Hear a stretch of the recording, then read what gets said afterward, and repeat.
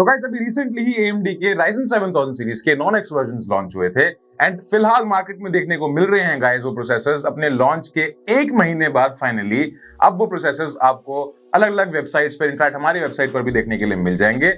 अब ये जो प्रोसेसर्स हैं ये अपने एक्स वर्जन से 1000-2000 सस्ते तो हैं बट परफॉर्मेंसेस में भी काफी एट पार हैं। अब देखा जाए तो इन प्रोसेसर्स के साथ आपको स्टॉक कूलर्स मिलते हैं, लोअर TDPs हैं इनकी and at the end of the day gaming and editing functions में भी सिमिलर परफॉर्मेंसेस ही देखने के लिए मिलती हैं।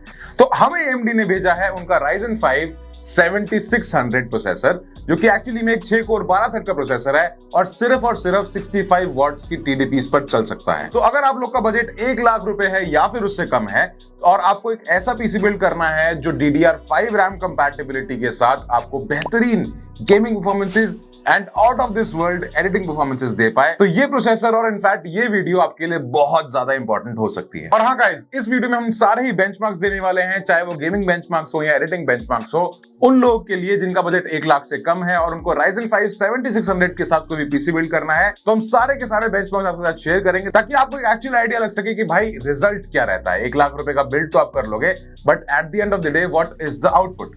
तो वीडियो को पूरा एंड तक देखना गाइस, भरपूर बेंचमार्क्स एंड काफी सारी डिस्कशन होने वाली है। मैं आपसे मिलता हूं इस छोटे से इंट्रो के।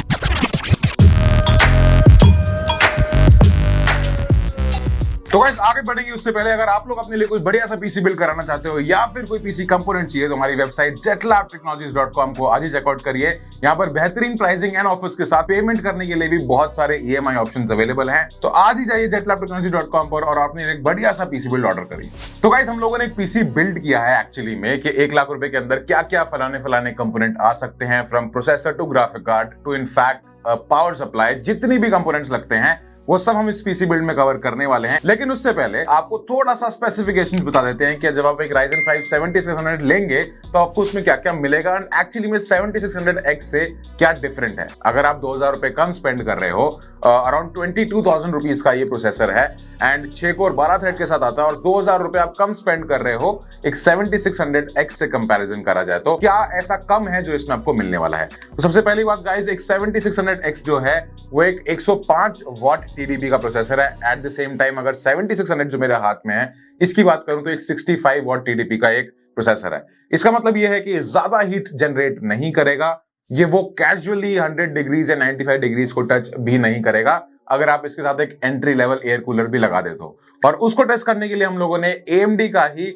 जो उनका रैथ कूलर आता है वही लगाकर पूरे वीडियो में टेस्टिंग करी है एंड अमेजिंगली गाइस हम लोग को जो टेम्परेचर्स मिले वो अबव 80 डिग्रीज नहीं जा रहे थे। And at the same time अगर मैं बात करूं कि हम अगर एक अच्छा या प्रीमियम एयर कूलर लगा दें तो तब तो परफॉर्मेंसेस बहुत और ज्यादा बेटर हो सकती है इनफैक्ट अगर टेम्परेचर्स की बात की जाए तो। बट हम लोगों ने to keep it as real as possible जो कूलर आपको इस प्रोसेसर के साथ मिलता है उसके साथ रखकर ही हमने टेस्टिंग करी है। बाकी अगर आप कोई प्रीमियम एयर कूलर यूज करेंगे तो रिजल्ट्स ऑब्वियसली इससे बेटर ही होंगे। इसके अलावा गाइस ये जो प्रोसेसर है ये 7600X से lower base clock and lower boost clock frequencies के साथ आता है। हालांकि इतने भी चेंजेस नहीं है बट थोड़े माइनर चेंजेस हैं जो आपको अपनी स्क्रीन के ऊपर दिख रहे होंगे। बट ये परफॉर्मेंसेज में किसी भी तरह से कोई भी स्लम्प या फिर परफॉर्मेंसेस किसी भी तरह से हैम्पर नहीं हो रही है इस वजह से, क्योंकि हम लोगों ने जो ग्राफिक कार्ड पेयर किया है इसके साथ जो कि है AMD का Radeon RX 6700 XT जो कि अभी बहुत ज्यादा अमेजिंग प्राइसिंग पर आ रखा है। अगर आप ASUS के मॉडल्स की बात करें तो वो आपको अराउंड 36-37,000 की रेंज में मिल जाएगा जो उनका ड्यूल फैन होता है। हालांकि हमें AMD ने भेजा था उनका फाउंडर्स एडिशन जो कि आपको यूजुअली मार्केट में नहीं मिलता, बट अगर आप ASUS के मॉडल्स की बात करें तो 36-37,000 की रेंज में मिल जाएगा। ये हम लोगों ने एक 8GB का ग्राफिक कार्ड है जो हमने अपनी टेस्टिंग पर्पसेस के लिए यूज किया है। इसके अलावा 16GB रैम यूज की है, किंगस्टन की Renegade 6400 मेगाहर्ट्ज की वो रैम है। 16GB की स्टिक हम एक यूज कर रहे हैं, एक 8GB रैम है गाइस। अगर आप रैम्स की बात कर लें DDR5 रैम्स की तो किंगस्टन की जो फ्यूरी Renegade रैम है ये एक्चुअली में one of the most premium RAMs है जो कि आप अपने बिल्ड में एक्चुअली यूज कर सकते हैं। एंड जब हमने इसकी टेस्टिंग भी करी performances were actually at par, RAM was performing absolutely phenomenal. अब इसके अलावा अगर मैं SSDs की बात करूं तो SSD हम लोग यूज कर रहे हैं XPG की अपनी Legend 840 जो कि एक Gen 4 NVMe SSD है। और इसके अलावा अगर पावर सप्लाई की बात करूं तो हम लोगों ने 850 वाट की gold red power supply use करी है। हालांकि आपको इस बिल्ड में 850 यूज करने की जरूरत नहीं है, आप एक 650 वाट की सप्लाई भी यूज करेंगे तो आपका काम अच्छा खासा चल जाएगा। इसके अलावा गाइस क्योंकि हमारा एक टेस्टिंग रिग था तो हमने कैबिनेट यूज नहीं करी है, बट आप दुनिया जहान की कोई भी कैबिनेट इस बिल्ड में लगा सकते हो, चाहे वो 2000 की है, चाहे वो 3000 की है, चाहे वो 10,000 की है, क्योंकि ये जो प्रोसेसर है ये किसी भी तरह से एक हॉट रनिंग प्रोसेसर बिल्कुल भी नहीं है। हालांकि हम लोगों ने एक बेसिक स्टॉक कूलर यूज करा है तो टेम्परेचर्स 80-82 डिग्री तक जाते नजर आ रहे थे, बट अगर आप एक AK400 जैसा एयर कूलर भी यूज कर लोगे जो इतनी जगह भी नहीं लेता और एक बेसिक से कैबिनेट में आ जाता है, तो आप 60 डिग्री से भी नीचे टेम्परेचर्स को आता देख सकते हो। एट दिस पॉइंट गाइज, ये तो हम लोगों ने बात कर ली कि हमने टेस्टिंग के लिए क्या क्या यूज किया है, बट एक्चुअली में रिजल्ट्स क्या थे। टोटल 6 गेम्स टेस्ट करी गई हैं यहाँ पर, जिसमें से आप लोग की लोकप्रिय गेम GTA 5 से लेकर हैवी रनिंग गेम साइबरपंक जैसी भी हम लोगों ने टेस्ट करी है, and results are actually amazing. आपको मैं टेम्परेचर से लेकर फ्रेम्स पर सेकंड सब कुछ बताऊंगा। तो सबसे पहले बात कर लेते हैं जो गेम्स हम लोगों ने कवर करी हैं इस पूरे पीसी बिल्ड एंड टेस्टिंग के अंदर। इसके अलावा गाइस सभी गेम्स जो हैं वो 1080p पर ही टेस्टेड हैं, तो उसके हिसाब से भी आप आइडिया लगा सकते हो। सबसे पहले हम लोगों ने यहाँ पर टेस्ट किया cyberpunk 2077 with FSR on and highest possible settings. इसमें हमें देखने को मिला अराउंड 121 FPS, जो कि अमेजिंग है। मतलब अगर आपको ऐसा रिजल्ट मिल रहा है for a PC under 1 lakh, you should absolutely go for it. God of war भी हम लोगों ने खेल के देखी with FSR on with highest possible settings. इसमें हमें अराउंड 166 FPS देखने के लिए मिले, बट इसमें जो मैक्सिमम टेम्परेचर्स जो गए हैं किसी भी गेम खेलते हुए वो गॉड ऑफ वॉर में ही गए हैं, जो थे अराउंड 82 डिग्री सेल्सियस। तो एट अ सर्टेन पॉइंट ये टेम्परेचर बहुत ज्यादा हो गया था, तो मुझे लगा कि this is something that I should share कि अगर आप एक स्टॉक कूलर के साथ जा रहे हो तो don't run that heavy games, क्योंकि हो सकता है कि टेम्परेचर्स एट पार भी जाएं। तो मेरी रिकमेंडेशन है कि आप एक आफ्टर मार्केट एयर कूलर तो यार प्लान करके ही चलना है इसके साथ, अगर आपको इतनी हाई लेवल गेमिंग करनी है एट दैट मच स्ट्रेस। इसके अलावा हम लोगों ने फार क्राई 6 भी खेल के देखी with obviously FSR on highest possible settings. Around 112 FPS हम लोग क्लॉक कर रहे थे।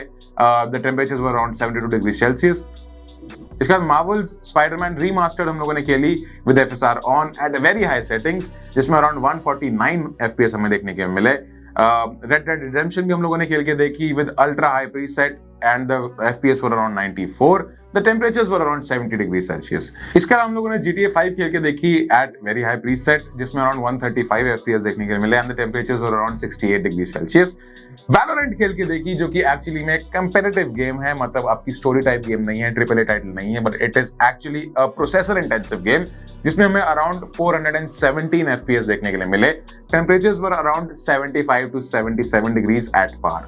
Forza Horizon 5 भी हम लोगों ने खेल के देखी at very high preset and the FPS were around 131 and the temperatures were around 77 degrees Celsius। अब guys ये तो हम लोगों ने बात कर ली गेमिंग की, एंड गेमिंग परफॉर्मेंसेस एक्चुअली में काफी अच्छी हैं। मतलब जितना आप पैसा लगा रहे हो उस हिसाब से काफी अच्छी परफॉर्मेंसेस हैं।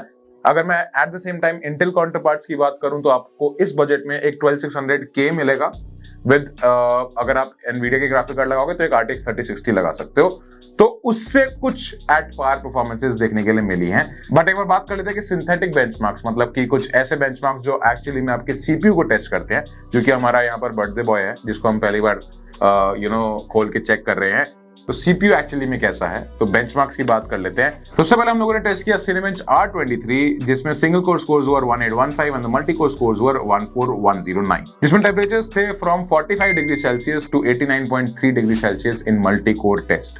इसके अलावा Geekbench 5 में single core scores were 1869 and the multi core scores were 10293।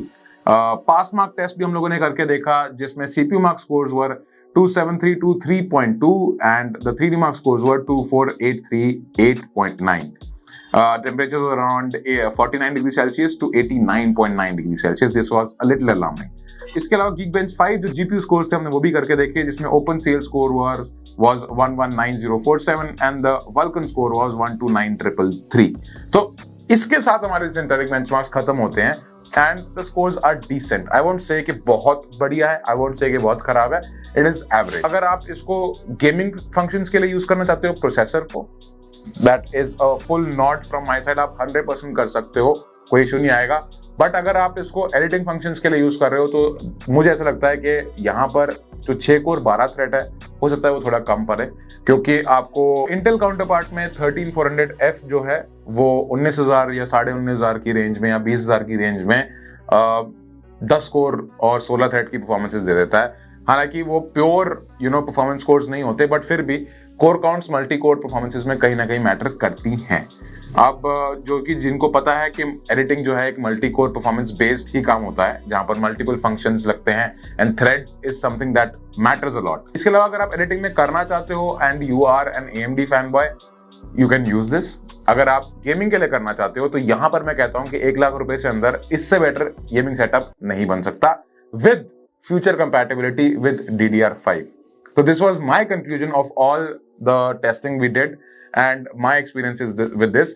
The only thing I'm taking away from this is performances चाहे कैसे भी हो guys, खर्चा चाहे कितना भी हो, मिनिमलिस्ट पीसी अगर बिल्ड करना है आपको, मतलब जिसमें ना ज्यादा फैंसी कूलर्स की जरूरत है, ना ज्यादा फैंसी पावर सप्लाईज की जरूरत है, ज्यादा खर्चा करने की जरूरत नहीं है, तो आप एक Ryzen 5 7600 के साथ जरूर पीसी बिल्ड कर सकते हो। तो इसी के साथ guys, this is me signing off. अगर आप लोग यहाँ तक बने हुए हो तो please hit the like button, comment करके बताओ कि how did you like this video, and अगर अभी तक चैनल को सब्सक्राइब नहीं किया तो प्लीज गाइस चैनल को सब्सक्राइब कर दो।